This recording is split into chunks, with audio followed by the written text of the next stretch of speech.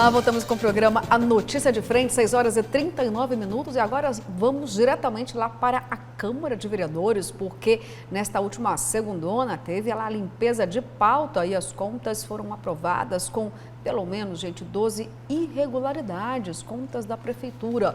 Vamos ver então a reportagem.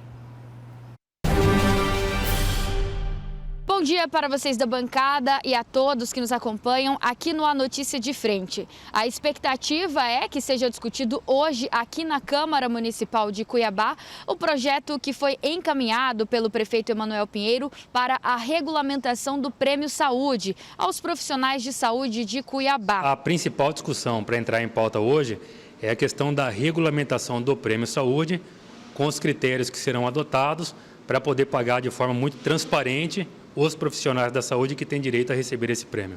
Ao todo, serão realizadas 9 sessões extraordinárias e uma sessão ordinária até a próxima quinta-feira aqui na Câmara Municipal de Cuiabá.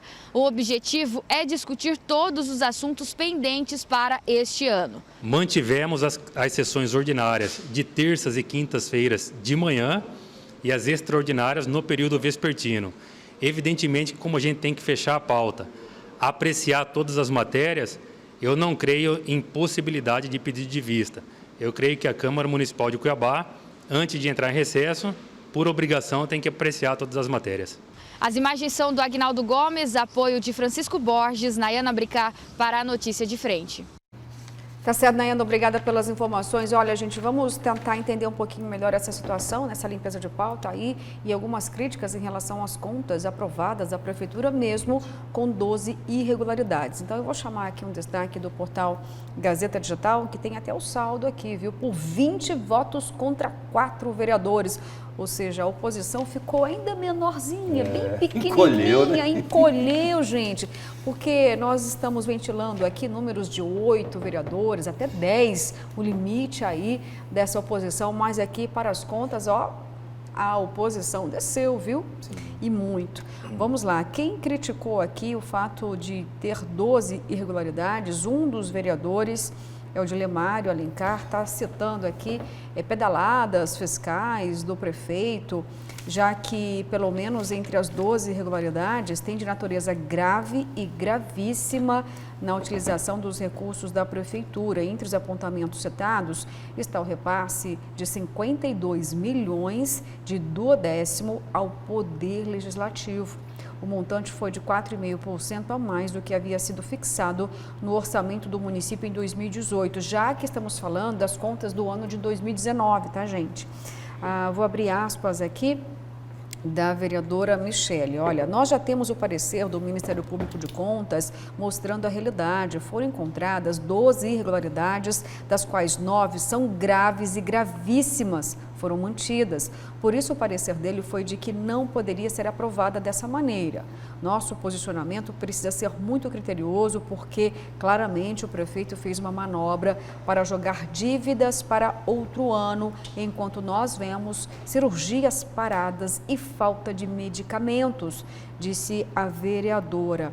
Bom, Dilemário Alencar acusou o chefe do executivo de cometer pedaladas fiscais, justamente por adiar o pagamento de dívidas também para o próximo ano. E aí o vereador disse que uma hora isso vai explodir. E aqui ele já deu uma pedalada de 33 milhões. Aí o vereador disparando, é claro que também temos aqui informações, declarações do vereador da base de sustentação, como o Chico 2000 e também Mário Nadaf, que é o líder, né? O Chico disse o seguinte, houve aí uma contrapartida de quem integra a base de sustentação e tentou minimizar a situação, afirmando que as irregularidades citadas no relatório já ocorreram nas gestões anteriores. Aí, olha só, eu fico impressionado com a habilidade que a oposição tem de fazer de um copo d'água uma tempestade. Pedalada, o Mauro deu algumas vezes quando era prefeito de Cuiabá e vem dando como governador do estado. Quem disse isso foi Chico 2000 da base. O líder do prefeito na Câmara, o vereador Mário Nadaf, saiu em defesa do Executivo Municipal e disse que as ressalvas são isoladas e podem ser revistas pela Prefeitura. Abre aspas, o relatório sintetiza todos esses pareceres. Portanto, o Tribunal de Contas foi claro e unânime pela aprovação das contas. Aí é colocar chifre em cabeça de cavalo. Bom, e aí, Kleber Lima, nós temos aqui, claro, né, a base do prefeito dizendo, olha, gente, não vamos fazer tempestade em copo d'água, porque o ex-prefeito Mauro Mendes aí volta para o prefeito, e enquanto era prefeito, Mauro Mendes também cometeu as mesmas irregularidades, continua cometendo lá no governo. Agora a gente só fica falando do prefeito da capital, mas aí me chama a atenção o fato de apenas 4 vereadores terem esse entendimento. O que a gente pode entender, então, dessas contas do ano de 2019? Eu estou entendendo que ambos todos, né, para não deixar dúvida que eu estou falando de todo mundo, os argumentos estão equivocados. Primeiro vamos no último argumento, que é esse da situação de querer justificar o erro do atual prefeito em eventuais erros do ex-prefeito do governador. Erro é erro, gente. Sim. Né? Erro é erro. Se está errado, tem que ser corrigido. Não pode continuar sendo feito errado. Então, esse argumento não tem guarida comigo. Eu reprovo, rejeito. Agora, eu também rejeito o argumento dos vereadores de oposição. Aí eles vão lá no parecer do Ministério Público de Contas, que foi rejeitado pelo plenário do TCE. A Câmara vota o parecer que é aprovado pelo Tribunal de Contas, depois de eles debaterem os assuntos. Então, assim, se tivesse irregularidade gravíssima, o parecer do Tribunal de Contas não seria pela aprovação. Pela aprovação. Porque ele só é pela aprovação quando as irregularidades encontradas são sanáveis. Então, não podem ser gravíssimas. Quando são gravíssimas, não são sanáveis. Então, assim, aí, nesse ponto, estão jogando para a plateia, sim, porque fica encontrando um problema que foi apontado, mas certamente foi superado, porque senão o parecer do tribunal não teria sido pela aprovação das contas, né? Só para o nosso telespectador entender, o Tribunal de Contas não aprova nem reprova a conta, ele emite um parecer técnico. Quem aprova ou reprova, Luciana, são as casas legislativas. É a Câmara que aprova da Prefeitura, a Assembleia que aprova do Governo do Estado e do Tribunal de Contas e do Tribunal de Justiça e do próprio Tribunal de Contas, né? E a dela própria, né? E o deputado é forte, até a dele mesmo é ele que aprova, fica mais fácil. E é o Congresso Nacional quem aprova as contas da União.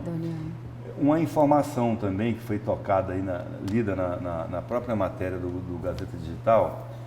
Eu acho que houve uma confusão aí de todo mundo, do vereador, talvez até do repórter, quando fala que houve um aumento de 4,5% no duodécimo. O duodécimo do município de Cuiabá, o limite dele é 4,5%, acho que talvez seja essa a confusão. O limite do duodécimo, ou seja, você só pode repassar para a Câmara de Vereadores até 4,5% das receitas líquidas do exercício anterior. Porque o do ano você não sabe como é que vai ser.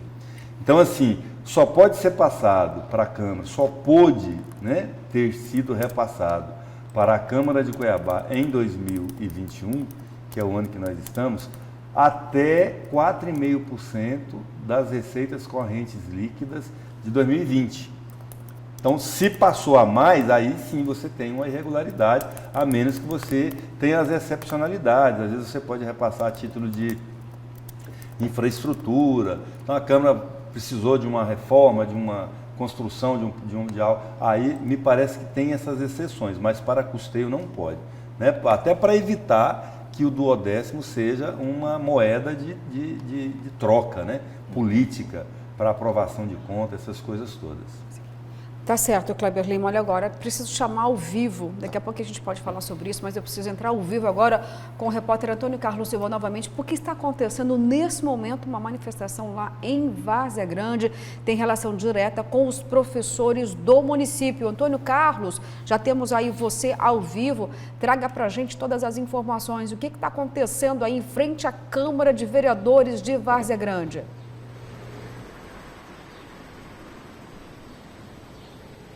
Luciana, Kleber, Daniel, você acompanha a notícia de frente. Está começando a mobilização dos profissionais da educação, os trabalhadores do ensino público aqui de Várzea Grande, aqui em frente à Câmara, porque daqui a pouco, daqui 1h10 mais ou menos, começa a última sessão do ano do Poder Legislativo varzea-grandense. Pedi para o Jean Carlos mostrar ao vivo, já tem cartazes, já tem trabalhadores ali e nós vamos conversar com o presidente da subsede aqui de Várzea Grande, saber dele que protesto é esse, tem a ver aí com verbas públicas e com valorização profissional.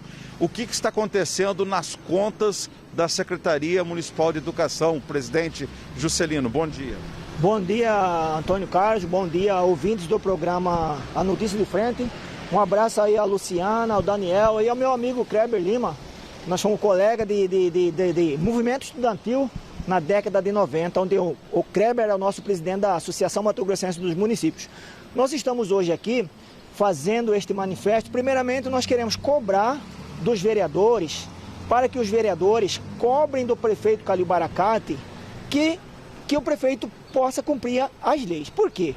Nós, durante o ano todo, nós que somos representação de uma categoria que tem 4.200 trabalhadores, nós tivemos apenas uma audiência com o prefeito Calil Baracate. De lá para cá, ele ignorou toda a nossa solicitação de audiência. Então, nós estamos aqui fazendo esse protesto aqui, vamos fazer esse protesto aqui na Câmara dos Vereadores para cobrar do prefeito Calil Baracate que ele faça um investimento desse recurso que está aí, recurso da educação. Pois é, vou até pedir para o Jean mostrar um dos cartazes ali, ó, Jean, mostra ali, ó, tem uns valores ali, presidente, eu queria que o senhor explicasse aquilo para a gente, porque no total ali, na parte final, fala-se em 80 milhões de reais, que dinheiro que é esse e como que o Sintep, no entender de vocês do Sintep, como que esse dinheiro deve ser aplicado? Então, esse recurso é recurso vinculado para a educação. Ali nós temos um recurso dos 25%, que é obrigatório. No mínimo, a Prefeitura, Estado e União investir, a Prefeitura, por exemplo, investir no mínimo 25%. E desses 25%, hoje nós temos em caixa sobrando em torno de 7,5 milhões. E o recurso do Fundeb, hoje nós temos em caixa sobrando mais de 73 milhões, que chegará ao final deste mês de dezembro, quase em 90 milhões. E desses 90 milhões, ele tem que, o prefeito obrigatoriamente, de acordo com a nova lei do novo Fundeb, ele tem que investir no mínimo 70% em pagamento de salário para os trabalhadores da educação. E isso não vem sendo feito. E nós estamos alertando o prefeito desde a primeira vez quando foi aprovada essa lei. Mas infelizmente ele dá uma de João sem braço, né? E aí nós estamos buscando essa audiência para a gente dialogar com o prefeito, para a gente orientar para que ele não seja penalizado mais ali na frente. Basta um ato do prefeito ou depende também de um projeto de lei a ser enviado aqui para a Câmara e os vereadores aprovarem, destinando esse recurso para pagamento de um abono salarial aos trabalhadores do ensino público? Todas as vezes que mexe com recurso financeiro tem que ser iniciativa do gestor, tem que ser iniciativa do executivo. O legislativo, ele só vai aprovar. Precisa do prefeito fazer um projeto de lei, enviar para a Câmara poder aprovar esse projeto de lei. E hoje nós estamos fazendo essa reivindicação que seja feito o rateio desses 73 milhões para pagamento de salário dos trabalhadores. Por que rateio? Porque se ele pagar em forma de 14º, 15º, a quantidade de recursos vai sobrar, porque hoje a folha de pagamento dos trabalhadores da educação está em torno de 10 milhões e 200. E nós temos aí sobrando 73 milhões. Desses 73 milhões, nós vamos tirar aí 70%. Desses 70%, ele pode investir no ano que vem 10%. Ele pode deixar uma reserva, mas mesmo assim, ele tem que ter uma autorização do TCE. E aí vai sobrar em torno de quase 60 milhões. 60 milhões daria para pagar quase 6 folhas de pagamento. Obrigado, presidente, pela entrevista ao vivo, pelas informações. Além aqui da Câmara de Vereadores, Luciana, Kleber, Daniel, você acompanha a notícia de frente, os trabalhadores do ensino público também vão fazer manifestações na Prefeitura de Várzea Grande, cobrando diretamente não só do prefeito Calil Baracate, como também do secretário municipal de Educação, Silvio Fidelis. Aliás, a gente precisa, inclusive, ouvir o município, saber o posicionamento da Prefeitura sobre essa reivindicação dos educadores, os profissionais do ensino público de Várzea Grande. com apoio técnico de Tarcísio Novaes e imagens de Jean Carlos, Antônio Carlos Silva ao vivo para a Notícia de Frente. Com você, Luciana, Kleber e Daniel. Bom dia. Obrigada, viu, Antônio, pelas suas informações. Bom, Kleber Lima, a gente viu aí a demanda dos professores do município, inclusive aqui nessa bancada nós questionamos já gestores do município, né? Nós perguntamos sobre essa campanha salarial, eles alegavam que o salário é o menor entre os municípios do estado, e vamos lembrar que Várzea Grande é o segundo maior município, tem Rondonópolis, Cuiabá, em Rondonópolis. População é o segundo. É em população é o segundo. Eles diziam o seguinte, olha, o nosso salário é menor do que até um município pequenininho como Rosário Oeste. A gente precisa aqui ter um incremento. Aí o que ele está levantando é uma outra coisa, não é necessariamente o subsídio, é do repasse do Fundeb um percentual que é destinado para pagamento pessoal, né? Aí ele fala valores assim que, estando corretos, são valores assim que daria para dar um belo de um abono mesmo para todos os servidores. Eu acho até que o Antônio Carlos já está lá na Várzea Grande, o secretário Silvio Fidelis é um secretário super acessível. A coisa mais fácil do mundo é o Silvio ir lá na prefeitura agora, acorda cedo, de repente se a nossa produção conseguir segurar o Antônio lá, o Silvio já entra agora mesmo, no próximo bloco, para já dar as explicações que a gente precisa dar.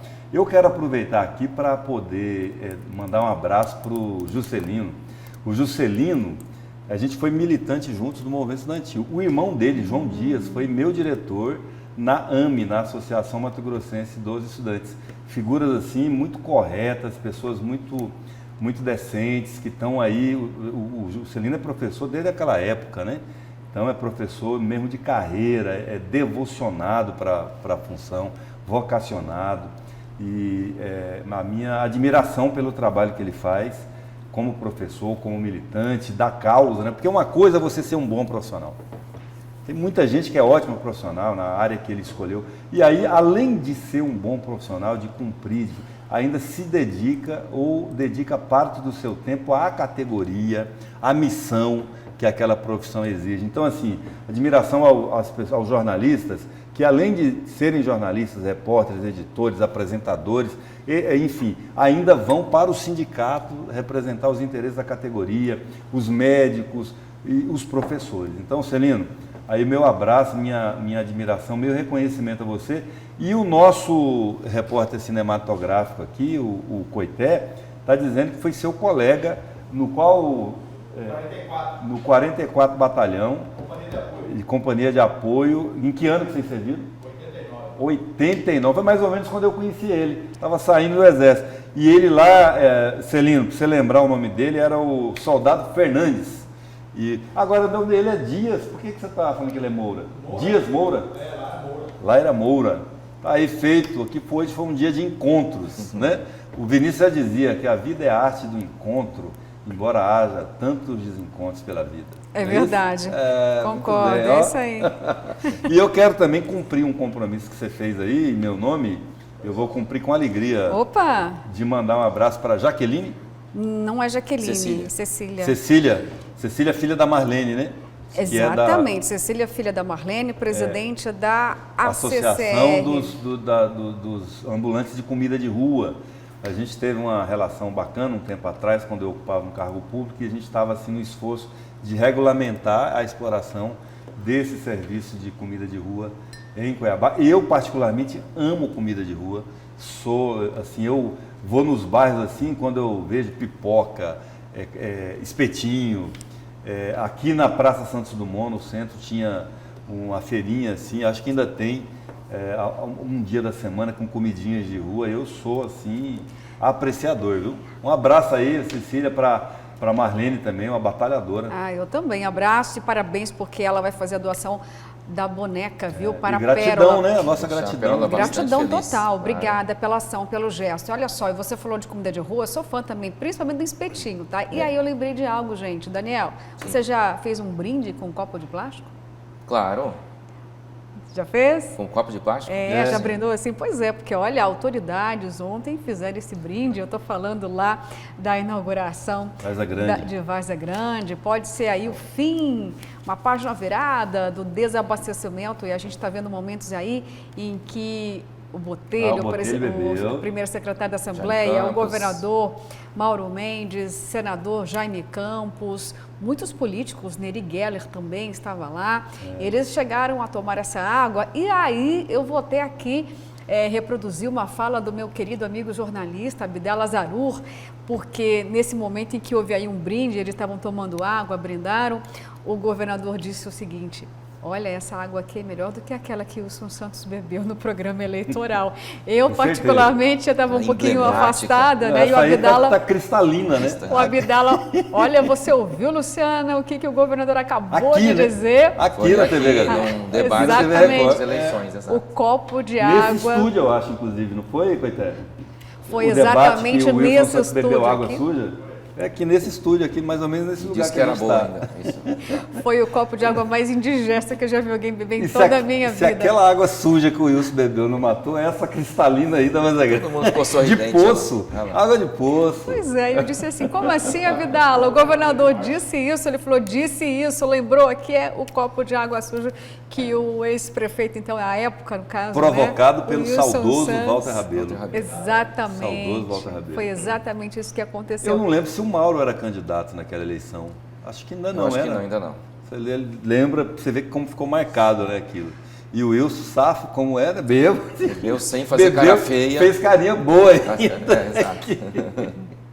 Olha, a ETA, gente, essa ETA, ela vai atender 72 bairros lá em Varza Grande. Quase 100 mil pessoas. Dizendo isso, né? porque aqui é uma cobrança, assim, os telespectadores de Varza Grande cobraram o ano inteiro solução para o problema da falta d'água lá em Varza Grande, né? A solução, ainda que parcial, ainda não é universal, mas chegou para 72 bairros da região do Cristo Rei.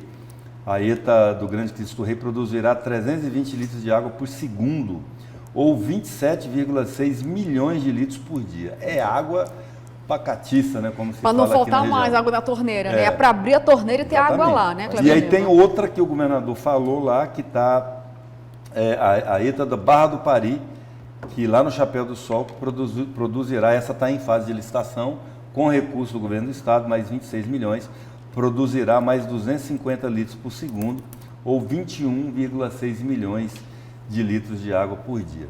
Então, assim, até o ano que vem, espera-se que este problema da falta d'água seja a página virada em Varza Grande. Lembrando que o próprio prefeito Calil disse que a inauguração da ETA resolve parte do problema, porque ainda existe mais 2 ou 3 para serem inauguradas aí durante o mandato dele. E aí sim poder universalizar bastante a distribuição da água ali em Varza Grande, que é o grande gargalo ali da cidade. Porque você olha, Daniel, assim, se a gente fazer uma leitura espacial de Varza Grande, geográfica, Cristo Rei está aqui, para quem entra em Varza Grande, à esquerda da Avenida da FEB. Isso. Praticamente aqui do Rio Cuiabá, à esquerda da FEB, até chegar lá na 31 de março, que é a do aeroporto, isso é a Grande Cristo Rei. Então é uma região muito grande. Já essa outra aqui do Chapéu do Sol é subindo aqui pela Maria Andreasa, para quem pega o acesso de Varza Grande, pela Maria Andreasa, que vai chegar lá no Trevo do Lagarto, é aquela região à direita da Maria Andreasa, que começa aqui na passagem da Conceição e vai subindo, né? Então Varza Grande é uma cidade muito grande, que está crescendo muito, muito, muito. E tem alguns vazios urbanos ainda. E para essa região do Chapéu do Sol vai ter outra também. Que vai ter essa que eu disse aqui, né, de 21,6 milhões, que vai produzir, essa que está em fase de licitação.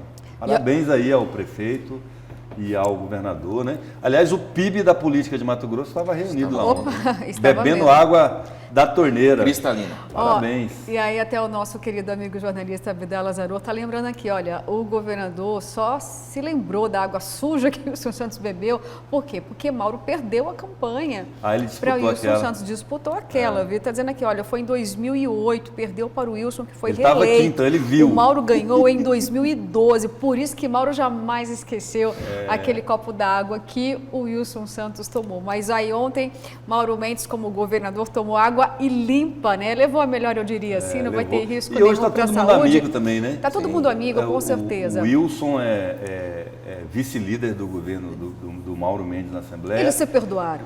E era quase compadre do Nico Baracate, pai do Calil, então estava todo mundo em casa. Só que o Wilson não foi lá ontem, né? O Wilson não estava lá Devia estar ontem. pescando aqui no Cuiabazinho. Ele não estava, não Comemorando sei onde ele a estava o vitória aí. deputado Paulo Araújo. O deputado Paulo Araújo foi. Agora, falando ainda no governador Mauro Mendes, ontem uma declaração pegou muita gente de surpresa, inclusive a imprensa, viu? Porque o governador, lá na inauguração da ETA, disse o seguinte, quando ele foi perguntado em relação ao BRT e VLT, ele disse o seguinte, que ele não vai se render a pressões, não, pelo VLT, inclusive já teria colocado um ponto final e pago a dívida. Vamos então ouvir essa declaração do governador Mauro Mendes sobre o VLT? Tem um ponto final, gente. Nós já até pagamos a Caixa Econômica, não devemos mais nada a eles. A licitação já foi publicado. Qualquer coisa que diga disso aí é factoide, é besteira, porque todo mundo que prometeu uma guerra jurídica levou uma saraivada jurídica aí. O governo está muito consciente do seu papel, daquilo que está fazendo, e falar contra isso é desrespeitar até o próprio interesse público. A conta está paga, Kleber Lima. Rasga o contrato. Você falou, e todo mundo que entrou levou pista, ele falou. Exato. Todo mundo que entrou na justiça, então assim vai ser o BRT e aí a gente aguarda aqui a solução que o governador e o governo do estado darão para os restos mortais do VLT, né? Para a gente poder fazer o enterro. Lembrando que ainda existe uma disputa intensa na justiça, né? Semestre, você está falando. Mas ele do está semestre dizendo aí também? que passou a régua já, né? Passou a régua no financiamento, né, do VLT. Para destravar a licitação do BRT, é Sim. isso. Aquela conta Aí. para trás, daquele empréstimo lá com a Caixa para financiar, para bancar as obras do VLT, diz o governador que já está quitado. É isso aí. Gente, olha, e para relembrar melhor ainda, né, esse episódio da água suja, nós temos esse registro, porque como Aí, você mesmo disse, histórico. foi aqui durante o debate do Grupo Gazeta de Comunicação. Temos a imagem, então, do isso, Wilson hein, Santos Verônica? tomando. Arrasou. Olha aí, Verônica Raquel resgatou direto do arquivo. Mas nem estava tão cedo. Não, é porque essa imagem é antiga, tá? Bom, Não era digital ainda, então água, a gente não vai boa ter... qualidade. Boa. Era do Wilson. Eu acho que, eu tive a impressão, se puder até repetir essa imagem, a hora que ele pegou aquele copo, acho que ele benzeu, ele pediu, Deus, me proteja dessa Dando aquele água aqui, vidrinho, né, de porque água. ele deu uma freada, olhou, olha lá. Não mostrou, né? Ela estava mais embaçada mesmo. E o que eu achei mais engraçado Bom, na época é que o Walter Rabelo boa água, pegou a boa garrafinha qualidade. debaixo da cadeira, assim. Pois é, gente. E aí o governador tomou água limpa lá de Várzea Grande, gente. Valeu Foi pelo reeleito resgate Wilson aí. Santos. Foi reeleito depois dessa. Poxa, Água né? benta aí. Ele tomou aquela água Água benta. suja, né? Da torneira, eu vou votar nele. Ele vai merecer A água meu é um voto. negócio que foi reeleito Foi. e com a promessa de não privatizar, depois ele renunciou, daí o seu vice-prefeito da época, o Francisco Belo Galindo, assumiu e vendeu a água. E aí trouxe para o Wilson o maior prejuízo político da carreira dele, que a ponto dele ter sido eleito deputado estadual na eleição passada com pouco mais de 14 mil votos, né? Então pagou caro por essa situação. Tá certo, Kleber. Obrigada, viu, pela informação. Olha só, gente, eu vou chamar o intervalo, mas eu vou falar onde estava o deputado Wilson Santos ontem. Diga. Ele estava durante uma entrega do governo lá em Jaciara. O Abdala mandando aqui pra gente a agenda, Abdala, então, Abdala, do salam deputado aleikum, Wilson Abdala. Santos. Salam aleikum, salam. Não, Vamos lá. Alex Salam, ele não sabe responder. Ele é o Resistente vascaíno. turco marca-vote, que eu conheço. Eu falei, eu não sou turco, eu falei, e esse nome, Abdala? Abdala. Eu vou salvar o Abdala agora e chamar intervalo, viu? E a gente fica com imagens aí do trânsito da Avenida Imperador Rubens de Mendonça. Daqui a pouquinho voltamos com muito mais.